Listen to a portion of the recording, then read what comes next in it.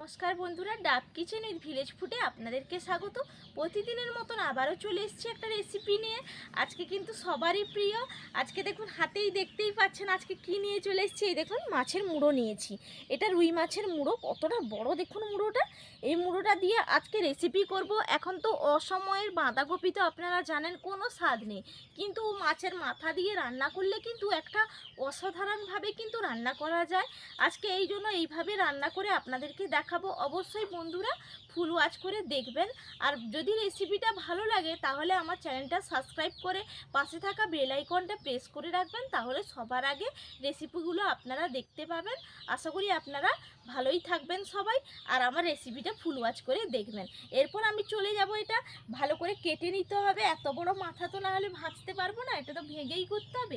কেটে নেব। এটা ধুয়ে কেটে পরিষ্কার করে নিয়ে চলে এসেছি।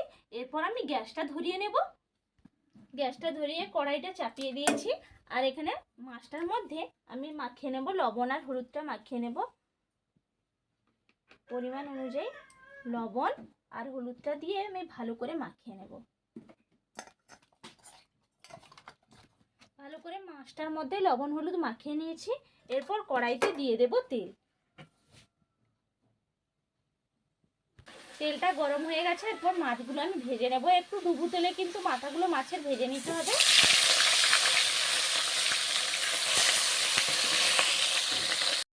আমি ভালো করে মাথাগুলো ভেজে নিয়েছি। দেখুন এইভাবে কিন্তু একটু কড়া করে ভেজে নেবেন। দিয়ে একটা থালার মধ্যে আমি তুলে নিচ্ছি।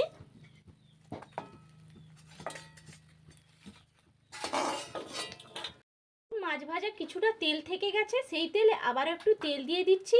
একটু বেশি পরিমাণে কিন্তু তেল দিয়ে করতে হবে। পুরো একদম পারফেক্ট অনুষ্ঠান বাড়ির মতন কিন্তু রান্নাটা করব। অবশ্যই কিন্তু খেতে ভালো লাগবে, আর একটু তেল দিলে কিন্তু একটু ভালো হবে। আজকে একদম পুরো পারফেক্ট কিভাবে বানাচ্ছি আপনারা দেখতে থাকুন। দেখুন দুটো তেজপাতা মাঝখান দিয়ে কেটে নিয়েছি। তেজপাতাগুলো আমি দিয়ে দিচ্ছি, তেলের মধ্যে দিয়ে দিলাম। দুটো এলাচ দানার মুখ ফাটিয়ে নিয়েছি, এলাচ দানাটাও তেলের মধ্যে আমি দিয়ে দিচ্ছি। দিয়ে ভালো করে একটু নাড়িয়ে দেব। দেখুন ভালো করে তেজপাতা আর এলাচ দানাটা ভালো করে আমি নাড়িয়ে নিয়েছি তেলের মধ্যে। দিলে কিন্তু অসাধারণ একটা ফ্লেভার আসে। এরপর আমি দিয়ে দেব পেঁয়াজ কুচি। দেখুন পেঁয়াজটা আমি লাল লাল করে ভেজে নিয়েছি। এরপর আমি এর মধ্যে দিয়ে দেব আদা বাটা আর দিয়ে দেব রসুন বাটা, দিয়ে ভালো করে ভেজে নেব। আদা রসুনটা ভালো করে ভেজে নিয়েছি। এরপর আমি দিয়ে দেব এর মধ্যে কাঁচা লঙ্কা মাঝখান দিয়ে চিড়ে নিয়েছি, কাঁচা লঙ্কা দিয়ে দেব। কাঁচা লঙ্কাগুলো আমি দিয়ে দিলাম। আর দিয়ে দেব টমেটো কুচি, একটা বড় সাইজের টমেটো কুচি করে নিয়েছি, দিয়ে দিচ্ছি টমেটো কুচি। দিয়ে ভালো করে মশলাটা কষিয়ে নিতে হবে। দেখুন ভালো করে কষিয়ে নিয়েছি। এরপর আমি এর মধ্যে দিয়ে দেব আগে থেকে জলের মধ্যে ভিজিয়ে রেখেছি মটরশুঁটি। এগুলো প্যাকেট মটরশুঁটি, এখন তো পাওয়া যায় না। শীতকালের সময় একদম টাটকা মটরশুঁটিটা পাওয়া যায়। এখন যেই প্যাকেটটা পেয়েছি সেটাই কিন্তু জলের মধ্যে ভিজিয়ে রেখেছিলাম। এরপর আমি দিয়ে দিচ্ছি, মশলার সঙ্গে ভালো করে কষিয়ে নিতে হবে। খেতে কিন্তু একদম অসম্ভব সুন্দর লাগবে। এই সময় কিন্তু কফি খেতে ভালো লাগে না, এরকম যদি একটু মশলা দিয়ে রান্না করা যায় তাহলে খেতে কিন্তু অসাধারণ লাগে। এরপর মটরশুঁটিটা ভালো করে আমি নাড়িয়ে নিচ্ছি। মটরশুঁটিটা ভালো করে আমি নাড়িয়ে নিয়েছি। এরপর আমি এর মধ্যে দিয়ে দেব কাশ্মীরি লঙ্কার গুঁড়ো। সানরাইজের কাশ্মীরি লঙ্কার গুঁড়ো ব্যবহার করছি। এখানে দিয়ে দিচ্ছি পরিমাণ অনুযায়ী, এটা কালারের জন্য দিলাম। আর দিয়ে দেব হলুদের গুঁড়ি, এটাও সানরাইজের হলুদের গুঁড়ি দিয়ে দিচ্ছি, 1 চামচ দিলাম পরিমাণ অনুযায়ী। দিয়ে দেব ধনে গুঁড়ি, সানরাইজের ধনে গুঁড়ি দিয়ে দিলাম। দিয়ে দেব সানরাইজের জিরে গুঁড়ি 1 চামচ, দিয়ে ভালো করে কষিয়ে নেব।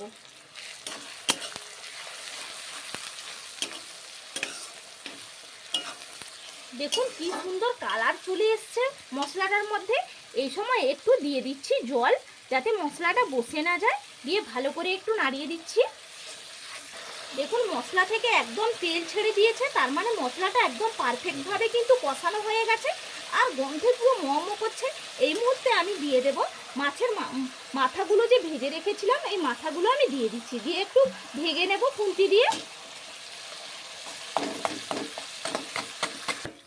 দেখুন মাছের মাথাগুলো ভেজে দিয়েছি, একদম মশলার সঙ্গে পুরো মিশিয়ে গেছে।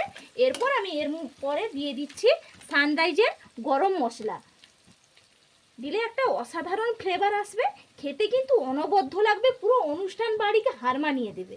এরপর ভালো করে নাড়িয়ে নিচ্ছি। দেখুন মশলাটা একদম পারফেক্টভাবে আমার রেডি হয়ে গেছে। এইদিকে আমি কেটে নিয়েছি কুচি কুচি করে বাঁধাকপি আর আলু কেটে নিয়েছি, জলের মধ্যে কেটে ফেলে রেখেছিলাম। এরপর আমি জল থেকে তুলে কড়াইয়েতেই দিয়ে দিচ্ছি।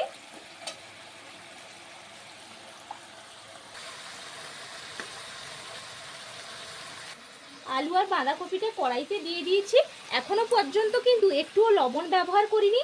এরপর আমি দিয়ে দেব লবণ, আমি পরিমাণ অনুযায়ী দিয়ে দিচ্ছি লবণ, দিয়ে আমি ভালো করে এরপর নাড়তে থাকবো, মশলার সঙ্গে একবারে ভালো করে মিশিয়ে নেব। খেতে কিন্তু এই প্রসেসে করবেন, খেতে কিন্তু অসম্ভব সুন্দর লাগে। সেদ্ধ করে করলে কিন্তু এতটা টেস্ট হয় না, এই জন্য এই প্রসেসেই কিন্তু করবেন। এরকম নাড়তে নাড়তে কিন্তু সেদ্ধও হয়ে যাবে। দেখুন ভালো করে মিশিয়ে নিয়েছি মশলার সঙ্গে, আর লবণটাও একবারে মিশে গেছে। এরপর আমি এর মধ্যে দিয়ে দেব সামান্য একটু চিনি দিয়ে দেব, তাহলে ব্যালেন্সটাও ঠিক হবে আর খেতেও ভালো লাগবে। চিনিটা দিয়ে আবার ভালো করে নাড়িয়ে দেব।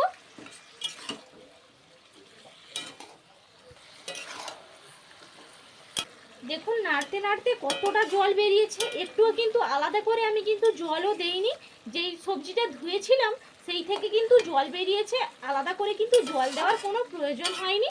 এইভাবে কিন্তু নাড়িয়ে নিয়েছি। এরপর একটা ঢাকনা আমি ঢাকা চাপা দিয়ে রেখে দেবো সেদ্ধ হওয়ার জন্য, এইভাবে রেখে দিচ্ছি। আর গ্যাসের আঁচটা একদম কমিয়ে দেব, দিলে পারফেক্টভাবে সেদ্ধও হয়ে যাবে আর আলাদা করে কিন্তু জলও লাগবে না, অসম্ভব সুন্দর হবে এইভাবে রান্নাটা করলে। দেখুন ঢাকনাটা আমি খুলে নেব, মাঝখানে একবার ঢাকনাটা খুলে আমি নাড়িয়ে দিয়েছিলাম। দেখুন কতটা সুন্দর হয়েছে আর একদম কিন্তু পারফেক্টভাবে সেদ্ধ হয়ে গেছে। আমি কিন্তু আলাদা করে একটুও কিন্তু জল দেইনি, তেল দিয়েছিলাম একটু বেশি করে, কিন্তু এই রান্নাটায় তেল লাগবে। আর সবজি ধোয়া যেই জলটাই ছিল সেটা দিয়ে কিন্তু রান্নাটা হয়ে গেছে। দেখুন কতটা সুন্দর আর কতটা পারফেক্টভাবে কিন্তু তৈরি হয়ে গেছে। এরপর আমি নামানোর আগে দিয়ে দেব এর মধ্যে গরম মশলা একটু দিয়ে দেব, দিয়ে গরম মশলাটা দিয়েছি, দিয়ে ভালো করে একটু নাড়িয়ে দিচ্ছি। এরপর দিয়ে দেব ঘি, পুরো একদম কিন্তু পারফেক্ট পুরো অনুষ্ঠান বাড়ি মতন করেছি। আর ঘিটা দিয়ে দিলাম এখানে 1 চামচ, দিয়ে ভালো করে আবার একটু নাড়িয়ে দিচ্ছি। দেখুন ঘিটা দিয়ে ভালো করে নাড়িয়ে নিয়েছি। আর সঙ্গে দিয়ে দেব ধনেপাতা কুচি, আপনারা চাইলে দিতেও পারেন নাও দিতে পারেন, এটা সম্পূর্ণ অপশনাল। আমার কাছে ধনেপাতাটা ছিল তাই আমি দিলাম।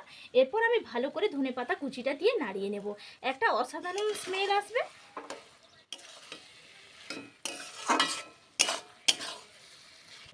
দেখুন একদম আমার রান্নাটা আজকে একবারে রেডি হয়ে গেছে। এতক্ষণ পর্যন্ত যেসব বন্ধুরা এই রেসিপিটা দেখেছেন তাদেরকে অসংখ্যভাবে ধন্যবাদ। আপনারা এইভাবে আমার পাশেই থাকবেন আর এইভাবে কিন্তু রান্নাটা অবশ্যই বন্ধুরা করে নেবেন, খেতে কিন্তু অসাধারণ লাগে। এরপর আমি নামিয়ে নেব একটা পাত্রের মধ্যে, তারপর চলে যাব খাওয়ার জায়গায়।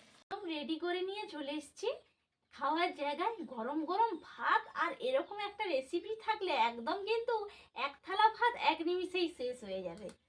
আর গন্ধটা অসাধারণ উঠছে, একবারে অনুষ্ঠান বাড়ির মতন,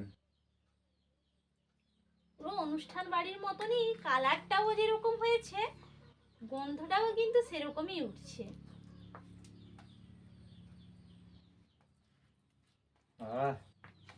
খুব অসাধারণ একটা সেন্ট উঠছে।